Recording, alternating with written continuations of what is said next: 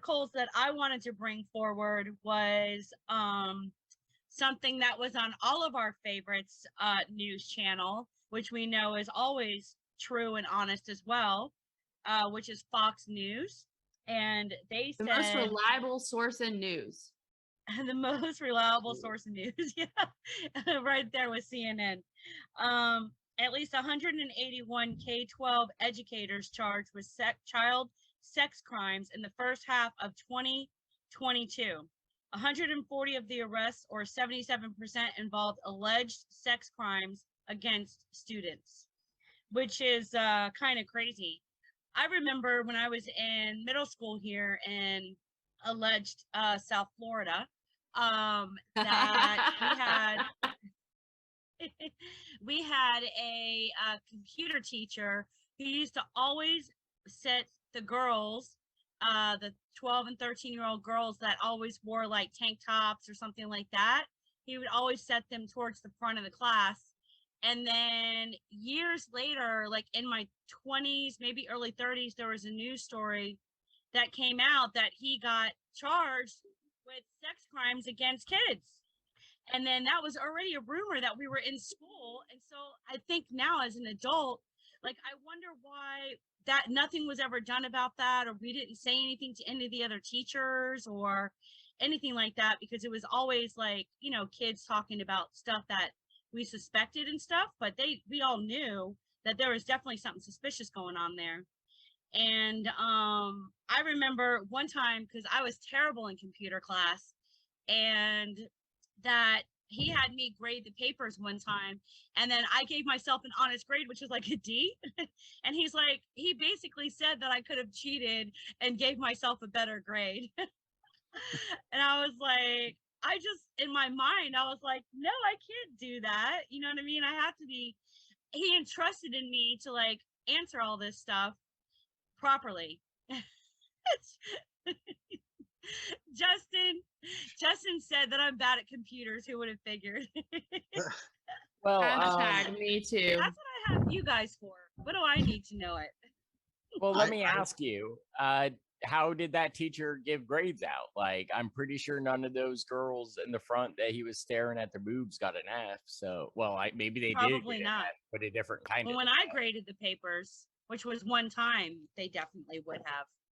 Because if I'm going to give myself an honest grade, everybody else is getting an honest grade too. By golly, you're getting the real deal with Jackie at the helm. The real deal. But that's crazy. I mean, it makes you wonder, like, so nervous about your kids going to school, and like, I wouldn't even, like, even though I guess like boys or whatever, they think it's kind of cool if their teacher was hitting on them, or I mean, if something she's like hot. that. But still, if it was my son, I think I'd want to, you know, have some words with that teacher. Obviously not fighting or like that, because that's not good. Yeah, and the dad would be like, "Hey, son, come over here. High five." I mean, it's still, at the end of the day, it's still predatory. It's weird. It's creepy. As an adult, like, sorry. Well, as an adult, why would you want to, I mean, they're kids. It's gross. Counterpoint though, have you seen 18-year-old boobs? No. I'm just kidding. Well, we've seen 18-year-old boobs, because we had 18-year-old boobs. A long time ago. That's fair. A long time ago. A long time ago for me, for sure. It was a long time, but I'm not going to comment any further on that subject. True, but it's like, ugh, middle schoolers? Come on. Well, and let me, in that article from Fox News, the very last sentence is the Department of Education last released a report, and I'm going to need you guys to maybe clarify this for me, because I'm not sure I'm reading it right. Last released a report on the topic in 2004, which claimed that nearly 9.6% of students are targets of educator sexual misconduct sometime during their school career.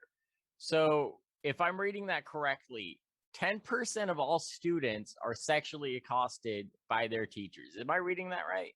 Yes. but I imagine the definition of what sexual, whatever the term was they used, Sexual misconduct. sexual misconduct, that's a pretty broad term. Yes, but Right. also keep in mind that this the report was from 2004.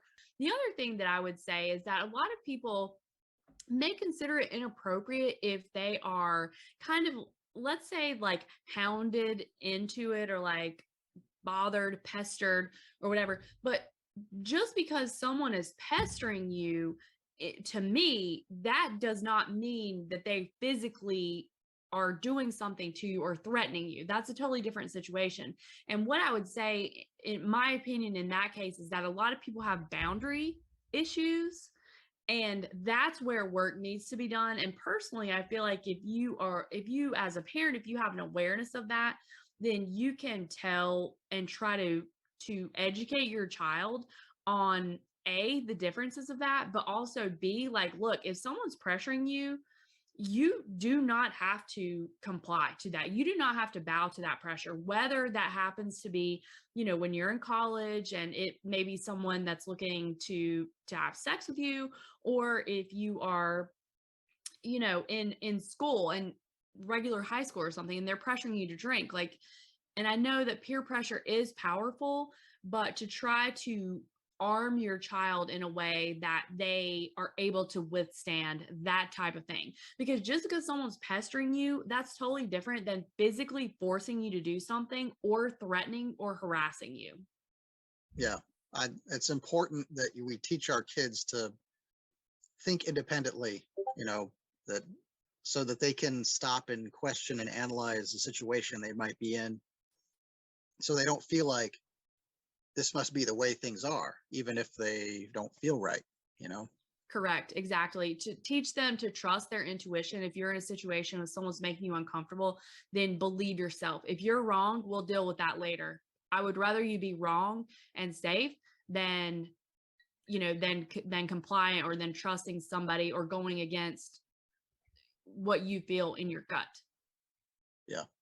One of the other sections in this article, it says, it takes time. It's time to take this problem seriously. He said, I call on Congress to appropriate $25 million for a national study of child sex abuse in public schools so victims can finally get justice and parents can have greater confidence that schools will be safe for their children. So how will $25 million, you guys can answer this for me, how will $25 million for a national study of child sex abuse help the victims? How can they get justice out of that? Because the situation is already done. Maybe it's for future victims. An answer for you, and I think it's kind of like how Congress has passed a law so that they have their fund where they can pay out people for sexual abuse allegations, and no one has, and it's all under lock and seal.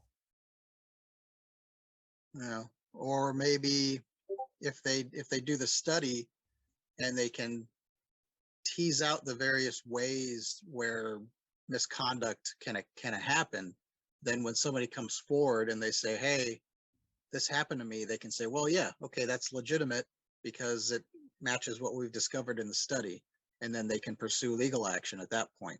Maybe it's just giving them, a stronger case that they can build.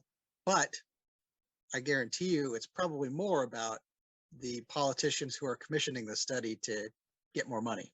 Right, because I'll tell you the one thing that this study isn't aimed to do is aim to stop an issue, because then how would they justify getting another $100 million to keep studying it?